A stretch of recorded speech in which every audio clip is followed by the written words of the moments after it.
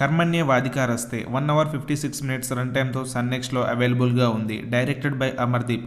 ఇక సినిమా చూశాక చెప్పేది ఏంటంటే నచ్చలేదు గైస్. అసలు ఏముందని సినిమా చూడడానికి, కొంచెంసేపు క్రైమ్ థ్రిల్లింగ్ గాను, ఆ తర్వాత ఏదో గన్ స్మగ్లింగ్ అంటూ అలా సాగిపోతూ బోరింగ్గా ఉంది. మెయిన్ స్టోరీలోకి వెళ్తే యాడ్ డిజైనర్ అయిన జే అనే అతను అమ్మాయిలను ట్రాప్ చేస్తూ వాళ్ళతో పడుకొని ఆ తర్వాత వాళ్ళను ఇంజెక్షన్ ఇచ్చి మాయం చేస్తూ ఉంటాడు. నిజానికి ఆ అమ్మాయిలందరూ ఎవరు, వాళ్ళను జే ఏం చేశాడు అనేదే మూవీ స్టోరీ.